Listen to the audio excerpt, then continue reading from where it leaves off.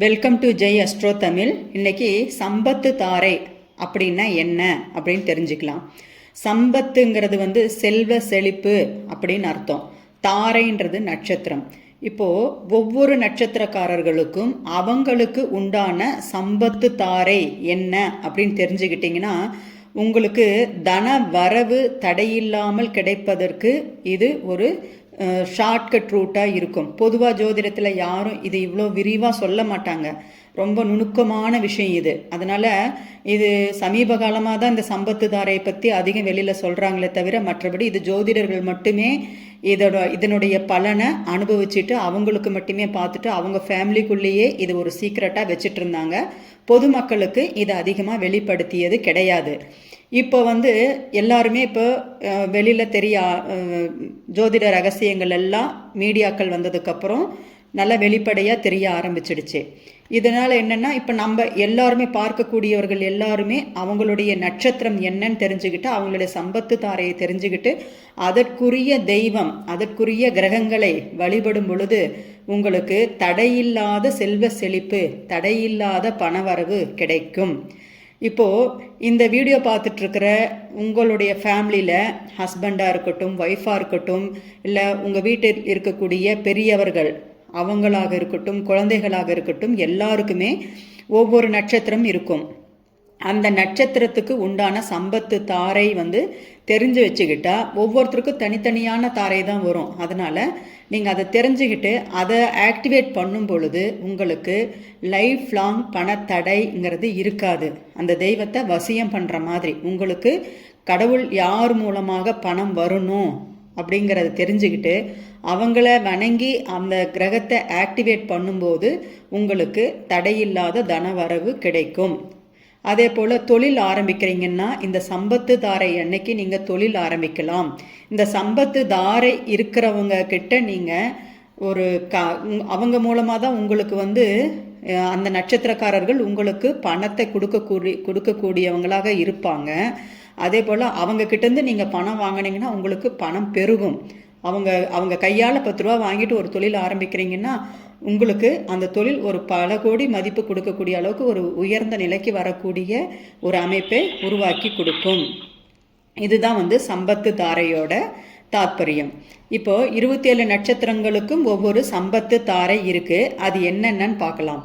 முதல்ல அஸ்வினி நட்சத்திரம். அஸ்வினி நட்சத்திரத்துக்கு உண்டான சம்பத்து தாரை பரணி. அப்புறம் அது சுக்கிரனுடைய நட்சத்திரம்ங்கிறதுனால பரணி மட்டும் அல்லாமல் பூரம் பூராடம் நட்சத்திரமும் சம்பத்து தாரையாக வரும். சுக்கிரனுடைய நட்சத்திரங்கள். சுக்கிரன் தான் உங்களுக்கு அஸ்வினி நட்சத்திரத்துக்கு சுக்கிரன் தான் பண வருவாயை கொடுக்கக்கூடிய கிரகம். அப்போது வெள்ளிக்கிழமை அன்னைக்கு நீங்கள் மகாலட்சுமியோ வழிபடும் பொழுது உங்களுக்கு நல்ல பண வரவு கிடைக்கும். அதே போல் பரணி நட்சத்திரத்தில் பிறந்தவங்க, பரணி பூரம் பூராடம் இந்த நட்சத்திரத்தில் பிறந்தவங்க அஸ்வினி நட்சத்திரத்துக்கு நல்ல தன வரவை அதிர்ஷ்டக்காரங்களாக இருப்பாங்க. அதாவது மேக்னெட் மாதிரி அவங்க உங்களுக்கு பணம் கொடுக்கறதுக்கு உரியவங்களாக இருப்பாங்க. அவங்க மூலமாக உங்களுக்கு ஆதாயம் கிடைக்கும். அடுத்தது பரணி நட்சத்திரம். பரணி நட்சத்திரத்துக்கு சம்பத்து தாரைன்னு பார்த்தீங்கன்னா கார்த்திகை நட்சத்திரம். இந்த கார்த்திகை நட்சத்திரத்தில் பிறந்தவங்க மூலமாக உங்களுக்கு பண வரவுங்கிறது கிடைக்கும். அதற்குண்டான தெய்வம் பார்த்தீங்கன்னா சூரியன். சூரியன் தான் கார்த்திகைக்கு உரிய அதிபதி சூரியன். அதே போல் அந்த சூரியனுக்குரிய கிரகங்கள் நட்சத்திரங்கள்னு பார்த்தீங்கன்னா கார்த்திகை, உத்திரம், உத்திராடம் இந்த 3 நட்சத்திரங்களுமே அவங்க மூலமாக பரணி நட்சத்திரக்காரங்களுக்கு தன வருவாய்ங்கிறது கிடைக்கும். அதனால் இந்த சூரியனை ஆக்டிவேட் பண்ணும் பொழுது இவங்களுக்கு தன வருவாய் கிடைக்கும். அதனால் ஞாயிற்றுக்கிழமை சூரிய ஓரையில் நீங்கள் சூரிய பகவானை வழிபட்டுட்டு வந்தீங்கன்னா இல்லை சூரிய நாராயணர், சூரியனார் கோயில் இதெல்லாம் நீங்கள் வழிபடும் பொழுது இவங்களுக்கு பண வரவுங்கிறது கிடைக்கும். அடுத்தது கார்த்திகை நட்சத்திரம். கார்த்திகை நட்சத்திரத்துக்கு உண்டான சம்பத்து தாரை எதுன்னு பார்த்தீங்கன்னா ரோகிணி. ரோகிணி சந்திரனுடைய நட்சத்திரம். சந்திரனுக்கு இன்னும் 2 நட்சத்திரங்களும் இருக்குது. அது ஹஸ்தம், திருவோணம். அப்போது ரோகிணி மட்டும் அல்லாமல் ஹஸ்தம், திருவோணம் இந்த 3 நட்சத்திரங்களுமே கார்த்திகை நட்சத்திரக்காரங்களுக்கு சம்பத்தை கொடுக்கக்கூடிய நட்சத்திரமாக இருக்குது. அப்போது இந்த நட்சத்திரக்காரர்கள்கிட்ட ஒரு காசு வாங்கிட்டு போய் அவங்க ஒரு தொழில் முதலீடு பண்ணுறாங்கன்னா அது அவங்களுக்கு நல்ல அபிவிருத்தியை கொடுக்கக்கூடிய அமைப்பை கொடுக்கும். அதே போல் சந்திர பகவானை கும்பிடலாம், சந்திர மௌலீஸ்வரரை கும்பிடலாம். இவங்கெல்லாம் திங்கக்கிழமை சந்திர மௌலீஸ்வரர் கும்பிட்றது ரொம்ப நல்லது. வளர்பிறை சந்திரனை கும்பிட்டுட்டு வர்றதும் இந்த கார்த்திகை நட்சத்திரக்காரங்களுக்கு நல்ல பண வரவை கொடுக்கும். அடுத்து ரோகிணி நட்சத்திரம். ரோகிணிக்கு சம்பத்து தாரை எந்த நட்சத்திரம்னு பார்த்தீங்கன்னா மிருகஸ்ரீடம். மிருகஸ்ரீடம் நட்சத்திரம் வந்து செவ்வாயினுடைய நட்சத்திரம். செவ்வாய்க்கு 3 நட்சத்திரங்கள் இருக்கு இல்லைங்களா? அதில் முதல் நட்சத்திரம் மிருகஸ்ரீடம், 2வது சித்திரை, அப்புறம் அவிட்டம். இந்த மிருகஸ்ரீடம், சித்திரை, அவிட்டம் இந்த 3 நட்சத்திரங்களுமே வந்து ரோகிணி நட்சத்திரக்காரங்களுக்கு செல்வ செழிப்பை தன வருவாயை கொடுக்கக்கூடிய நட்சத்திரம், சம்பத்து தாரை நட்சத்திரங்கள். இவங்களுக்கு செவ்வாய் பகவான் தான் வந்து செல்வத்தை கொடுக்கக்கூடியவராக இருக்கார். தனம் வரணும்னா அது செவ்வாய் பகவானால தான் இவங்களுக்கு வருமானம் வரணுங்கிறது இவங்களுக்கு விதிக்கப்பட்ட விதி. அப்போது செவ்வாய்க்கு அதிபதி யார்? முருகர். அப்போ முருகரை வழிபடுவதன் மூலமாக இவங்களுக்கு நல்ல வருமானம் கிடைக்கக்கூடிய அமைப்பு. அதுவும் செவ்வாய்க்கிழமை அன்னைக்கு வரக்கூடிய மிருகஸ்ரீடம் நட்சத்திரத்தை அன்னைக்கு, சித்திரை நட்சத்திரம், அவிட்ட நட்சத்திரம் இதெல்லாம் வர்ற அன்னைக்கு இவங்க போய் முருகரை வழிபட்டுட்டு வந்தாங்கன்னா இவங்களுக்கு தன வருவாய் தடையில்லாமல் கிடைக்கும். அடுத்து மிருகஸ்ரீடம்.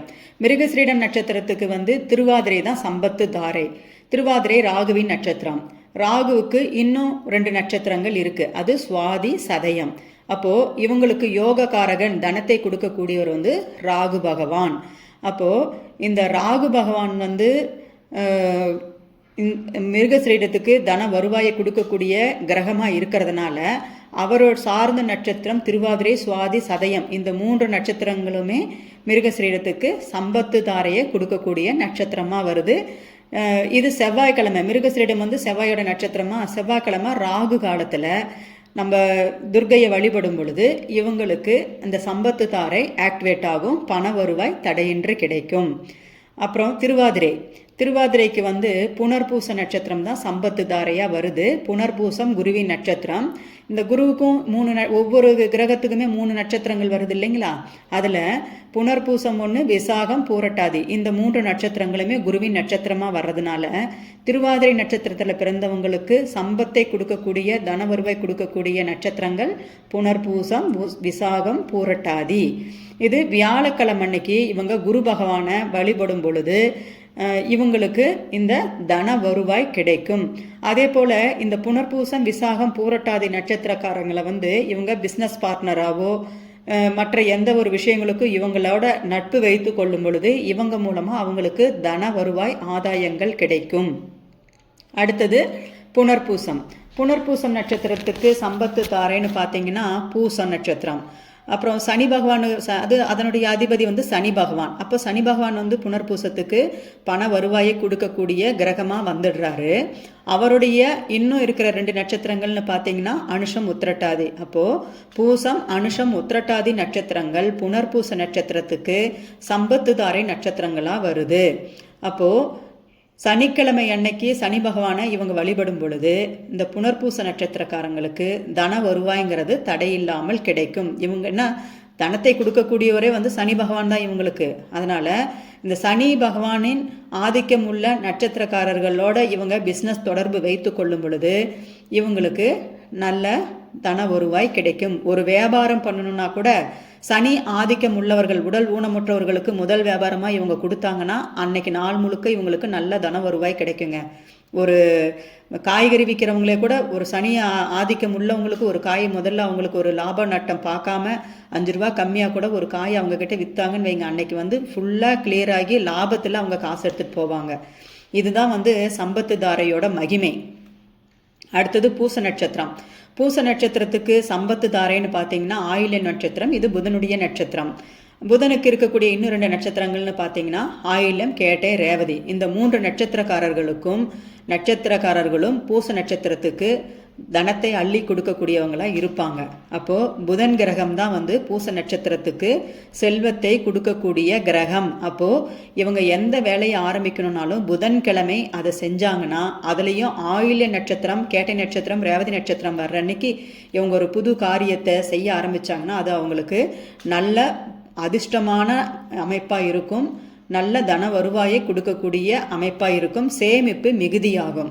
அடுத்தது புதன் வந்து அலிகிரகம்னு சொல்லுவாங்க. அப்போது திருநங்கைகளுக்கு இவங்க புதன் நட்சத்திரத்தை அன்னைக்கு, இந்த ஆயில்யம் கேட்டை ரேவதி நட்சத்திரத்தை அன்னைக்கு திருநங்கைகளுக்கு இவங்க ஏதாவது உதவி செஞ்சு அவங்க கிட்ட ஆசீர்வாதம் வாங்கினாங்கன்னா இவங்களுக்கு நல்ல அதிர்ஷ்டம் கிடைக்கும், தொழில் மேன்மை கிடைக்கும். பொதுவாகவே பூச நட்சத்திரக்காரங்க வந்து எப்போ இவங்க லைஃப் டைமில் எப்பெல்லாம் வந்து திருநங்கைகளை பார்த்து ஆசீர்வாதம் வாங்குறாங்களோ அப்போல்லாம் இவங்களுக்கு ஒரு மேன்மையான அமைப்பு தேடி வரும். அதனால் ஏன்னா அவங்க தான் இவங்களுக்கு தன வருவாயை ஆசீர்வாதத்தை கொடுக்கக்கூடியவங்களே அவங்க தான். அதனால் யாரும் இந்த பூச நட்சத்திரத்தை பிறந்தவங்க திருநங்கைகளை மிஸ் பண்ண வேண்டாம், அவங்கக்கிட்ட ஆசீர்வாதம் வாங்கிக்கோங்க. நீங்கள் நல்ல மேன்மை நிலைக்கு வர்றதுக்கு அது ரொம்ப உதவிகரமாக இருக்கும். அடுத்து ஆயில்யம். ஆயில்யம் நட்சத்திரம்னு பார்த்தீங்கன்னா மகம்,